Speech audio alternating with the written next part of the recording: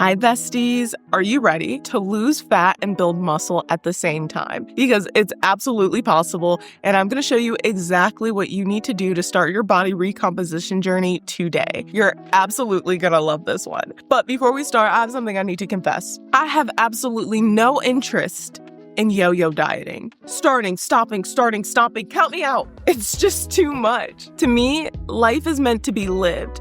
And if we're constantly focused on weight loss just to regain it, it takes away from all of the amazing things that we could be doing and experiencing in life. On top of that, research has shown that constantly cycling through diets can negatively impact your health and metabolism. Starting a fitness journey is a deeply personal one, and no one, not me or anyone else, should make that decision for you. You have full autonomy over your body. Your body is yours. And if you do decide to start this fitness journey, I hope you decide to start out of a place of self-love and self-care, because no one should be making this decision for you. If you decide to start, this is because you want to, and nobody else. And let's keep it a buck. Everybody and their mama has an opinion. They talk about me all the time. You're too much of this, you're too much of that, you're not enough of this. But honestly, at the end of the day, your health, happiness, and longevity are all that matters. And when it comes to fat loss, happiness isn't always a guarantee of that. Sometimes we can actually be the most shredded we've ever been, and we are the most unhappiest we've ever been. So I hope you stay connected to yourself through this journey and continue to listen to yourself and to your body and to what you really need. In today's video, I'll share my approach to nutrition and training and everything that makes the biggest difference for body recomposition, helping you lose fat and build muscle in a way that actually lasts, while also protecting your health. But you see, body recomposition is a very important topic for me. I want to be a shredded mom.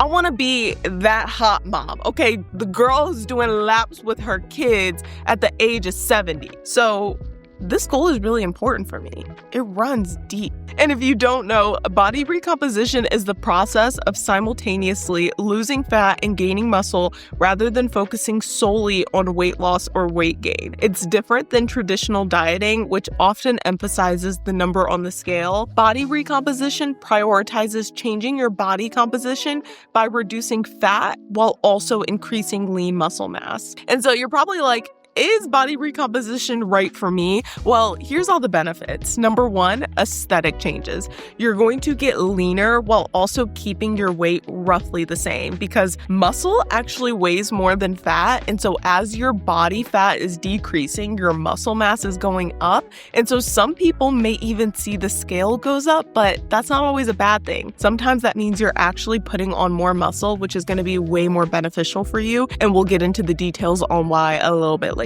It's also going to help your metabolic rate increase. This is going to help you keep looking lean and shredded for a longer period of time. It's also going to improve your strength and performance, aka you're going to be looking like a beast in and out of the gym, all right? And it has long-term sustainability. So unlike crash diets, body recomposition helps you get lean in a sustainable way with sustainable habits. And y'all know me, I'm all about sustainability on this channel, okay? We're not yo-yo dieting. Get that out of here. But here's what most people aren't telling you when it comes to body recomposition. It's typically a slower process than when you're just cutting or bulking. But even though it's slower, the results typically last longer because the changes that you're seeing in your body. To develop body recomposition, you really need to hone into these 4 key areas, and I'm going to break down exactly what you need to know within all 4 of these pillars, with strength training being the very first one. Imagine your body is this sleek, luxurious car. Strength training is the engine. It's going to give you the power that you need. And it's why strength training is so crucial to when it comes to body recomposition. Typically, a lot of people love to focus on nutrition. And don't get me wrong, nutrition 100% plays a role and it's really important. But if you do not optimize your strength training routine, you are not going to see the body recomposition results that you want. Strength training is a non-negotiable. And typically what happens is people overcomplicate it. So I'm going to break it down so that that it's really easy for you to digest. But sometimes too, people underestimate it. There are things that you need to know. And the first one is going into the gym with a plan. You should not be walking into the gym, doing one little squat, doing one little bench press, okay? You need to have a full routine that you are consistently sticking to on a week-to-week basis. One of the biggest mistakes is going into the gym with zero structure. If you're serious about body recomposition, your workouts need to be intentional, not just hopping on a treadmill or doing random squats. If you're a beginner, I recommend lifting 3 times a week. If you're intermediate, I recommend lifting 4 times a week. And if you're more advanced, up to 5 times a week. With lifting, your split matters, and there's 3 different options that you can pick from to make it really simple for you. The first one is 3 full body sessions. This is when each workout targets the entire body, incorporating compound movements like squats, deadlifts, presses, rows, and core work. The second option is a upper-lower body split 4 times a week. This split alternates between upper and lower body workouts, allowing for a higher training frequency while ensuring adequate recovery. And then you have push-pull legs. This is slightly for more advanced people. For instance, you could do a Monday push where you focus on chest, shoulders, triceps. Tuesday pull where you focus on back, biceps. Wednesday legs where you focus on quads, hamstrings, and glutes. Thursday could be rest or active recovery. Friday could be push. Saturday could be pull, and Sunday could be legs. But cardio is so important even when you're doing body recomposition. You will never hear me say, don't do cardio. That's just stupid. Regardless of what your goal is, even if your goal is just simply to lose fat or simply to bulk, you should still be doing a minimum of 1 cardio session a week. Honestly, I think people should be doing at least 2 to 3 sessions a week, even if your goal is to put on as much muscle as possible. Cardio is beneficial for your heart health, and it's also going to help you burn more calories at a faster rate. There are so many different cardio options out there, from sprinting to swimming, cycling, dancing, or even long extended walks. Here's an example of a weekly schedule that you can do that also includes cardio. But the whole point of this is don't just do cool workouts on TikTok, okay? You need to go into the gym with a structured plan. And if you need a plan with full workouts already written for you, I'll tag my shred guide down below. This is 12 full weeks of strength training, cardio, HIIT, all created for you so that you can walk into the gym and know exactly what you're doing. When it comes to getting the most bang for your buck in the gym, I don't know if that's the best way to say it, but to get the most out of your lifting sessions, you want to be doing compound exercises. These are going to hit multiple muscles at once. The big 5 are your squats, deadlifts, bench press, rows/pulls, and your hip thrust. And you can do all of these with kettlebells or dumbbells if needed, but I do think doing it with a barbell is going to allow you to get more out of the exercise, but it's completely okay to use a dumbbell or kettlebell if you're a beginner. These should be the foundation of your training. However, it's also important to make sure your training has balanced movements like isometric, unilateral movements, and explosive movements. Isometric movements are exercises where you hold a position under tension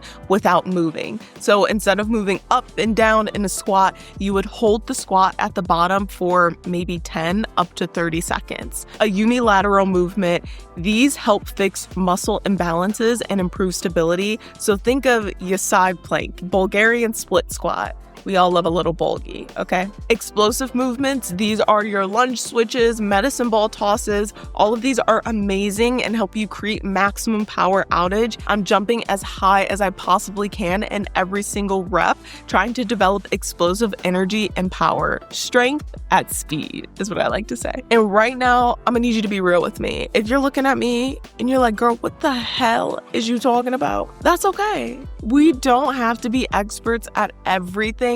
And if you really could care less about everything I was just saying, find a personal trainer or someone near you, local to you. I love community. I think community is so important, who you can call or go to the gym with to help you build a structured routine, because that is literally the job of a personal personal trainer is to create a balanced routine for you that includes all of those movements. I'm just breaking it out for you so that if you do see a workout plan and it doesn't include a balance of compound exercises, unilateral movements, isometric movements, etc., then it may not be the best plan, because your plan should be well balanced, but of course focusing on those compound exercises so that you really see the results you're looking for. We don't have to be experts at everything. If you need help with your taxes, you hire an accountant. If you need help with legal, you hire a lawyer. And so if you need help developing a plan, don't be afraid to reach out and say something, because you don't have to be an expert at this. This is just giving you the knowledge and information that you need to know so that you're successful.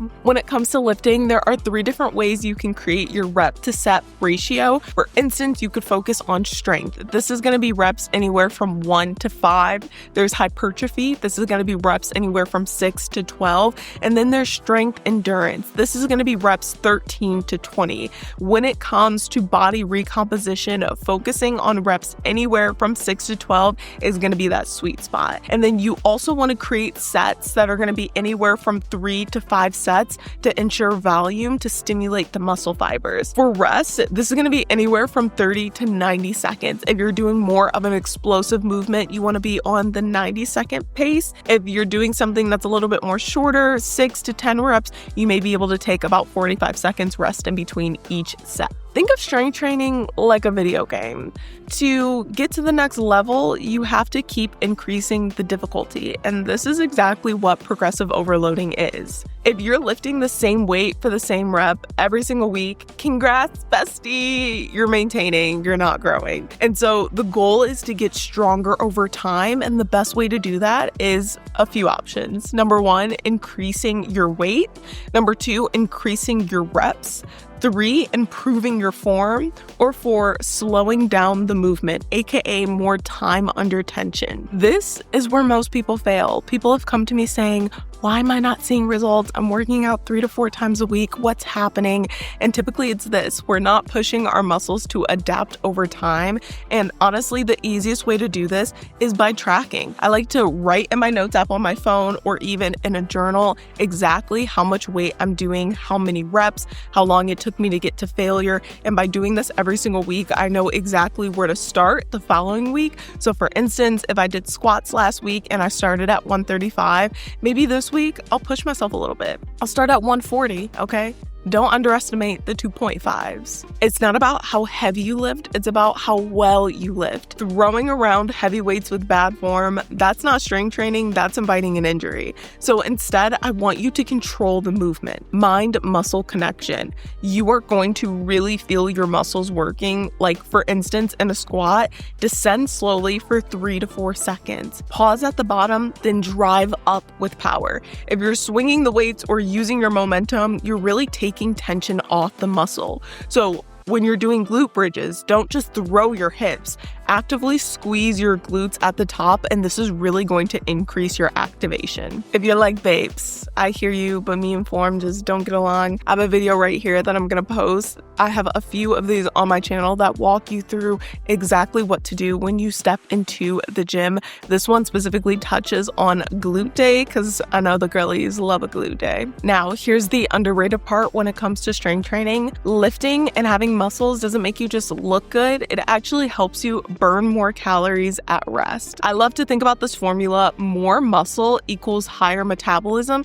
which equals more calories burned 24/7. This is why people who only do cardio struggle to maintain their results.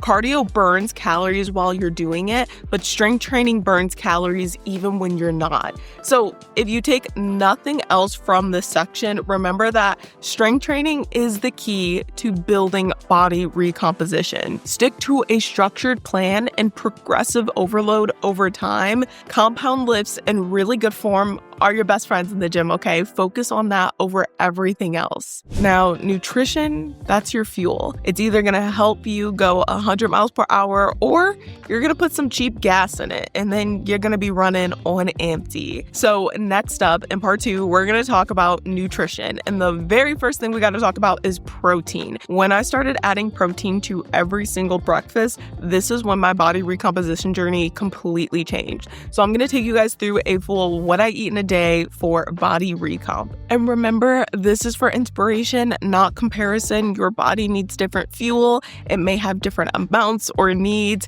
And so we can't compare what's on my plate to your plate because we're two different people with different genetics, different lifestyles, different everything. Okay, so inspo, not comparison. Okay, I did want to jump in here and say protein is the most important macronutrient when it comes to building muscle and losing fat. But how much do you actually need? A good rule of thumb is to eat between 1.2 to 1.6 grams per pound of lean body mass. That's your body's weight without fat. If you have less fat and more muscle, stick to the higher end, about 1.6 grams per pound of body mass, because your body needs more protein to maintain and build muscle. If you have more fat to lose, you can stay on the lower end, around 1.2 grams per pound of lean body mass. This means someone with 130 pounds of lean body mass would need anywhere from 156 to 208 grams of protein per day. Hitting your protein target is key for muscle growth, fat loss, and overall body composition. Part 3, now let's dive into caloric balance. The very first thing you need to do is develop a primary goal,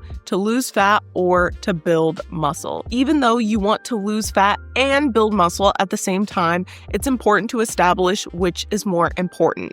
To determine your focus, you need to look at your current body composition. If your body fat percentage for females is anywhere between 18 to 24% and for males between 8 to 15%, I recommend you focus on building muscle for strength and definition. If your body fat percentage for women is between 25 to 30 plus, and for males it's between 15 to 20 plus, then I recommend you prioritize fat loss to improve your overall body composition. Now, if again, you're looking at me like, girl, how am I supposed to know? This is what I first want you to do, is to visualize your estimate. Compare your body fat percentage to charts. I'll throw a few here on the screen. This is simple and free, but of course you're now judging your body based on someone else's, and you have to make sure that you're looking at appropriate heights to your body as well. The second thing you can do, which gives you a little bit more accurate, is body measurement. Use a waist to hip ratio or caliper measurement to get a general estimate. Option number 3 to figure out what your body fat percentage is to use a DEXA scan. I recommend this over anything else. A DEXA scan is going to give you the most accurate measurement of your body. It's going to be able to tell you imbalances from your right to left side, how much lean muscle mass you have, how much bone density you have, how much fat percentage you have, and it's going to be the most accurate way to tell. Now, with it being the most accurate, it's typically going to be the most expensive, ranging anywhere from $65 to $125, and you may have to drive a little ways to figure out a way for you to get a DEXA scan in your local area. Now, for caloric balance, if you're wondering if you should eat more or cut, it all depends on your primary goal. If your primary goal is to build muscle, you have to eat more than your body burns. A good rule of thumb is to add 5 to 20% more calories to what you normally eat. If you're new to lifting or naturally lean, you can cut a little bit more. If your goal is fat loss, you may need to be in a caloric deficit, but how you get there is up to you. You can reduce your intake by 5 to 10%. You can increase your daily movement, or you could do a balance of both for a more sustainable approach. Back to this dream car that we're building. Stress and recovery, think of that as your oil changes in your maintenance. You need it to go the distance. If you don't have that, your car is going to break down, okay? And you're going to be calling AAA, and nobody wants that. Nobody wants that. So let's dive into part 4, stress and recovery management. Train your nervous system, not just your muscles. Your nervous system controls recovery. If it's constantly in fight or flight, stress, your body holds on to fat and then doesn't repair muscles efficiently. I love to down-regulate after workouts or at the very start of my day, and I do this using breath work, box breathing, or 4-7-8 method to calm my cortisol after intense training or when starting my day. I also love to do cold showers or contrast therapy. Contrast therapy is when you go from hot to cold exposure to help with inflammation and stress recovery. And then, of course, don't forget static stretching. This is something that's really simple, it's free, and you can do it just about anywhere at any time. And we also should be doing it after every single exercise for at least 5 to 10 minutes. Magnesium is your best friend, okay? Magnesium helps with muscle relaxation, deep sleep, stress reduction, and even bloating. Most people are deficient, making recovery harder than it needs to be. A little hack that I like to do is make a little sleepy girl mocktail. I'm pretty sure I used Olipop, magnesium, and I'm gonna put the rest of the ingredients here on the screen because I don't remember off the top of my head, but it's a really easy way to get magnesium in every single night before bed, and it's also a cute little girly drink. Another thing you could do is Epsom salt baths. This is gonna help for muscle relaxation and recovery. These are just a few things that have helped me create a routine for body recomposition, and you're probably like, girl, what routine? You didn't give me a step-by-step. And no, I didn't, because that would honestly be really irresponsible. Health is the most individualistic and unique thing about you. And so the advice that I gave you is really going to change and adjust based on your circumstances. Are you a beginner? Are you advanced? Are you someone with hormonal imbalances, or do you have PCOS? All of these factors need to be considered in the advice that you're getting from me or anyone else. And so, no, I didn't give you a step-by-step because I want you to take everything that I gave you and just knock it into your life. Try it out for a little bit and see if it works for you. But don't forget to change and adjust if it doesn't. Sometimes I feel like when we try new things, we feel like we have to stick to it. And if we don't, we're not disciplined or we're not motivated. And that's not the case. It just may be advice or something for you in your life currently that just doesn't work right now. And that's completely okay. The way I like to think about lifestyle changes, like body recomposition, is it's not about how quickly you get there. It's about once you get there, how long can I stay there for? Because honestly, that's the true goal for me. Being a hot mom may not come in a day, but I will get there and I will be there, okay? I love you so much. And if you want another video to watch, this one right here, I dive into how to lose belly fat specifically and the fastest way to do it. I love you, bestie girl, and I'll see you soon. Fat loss. Body recomposition. Knocking on goals out through sustainable health tips. I gotta go.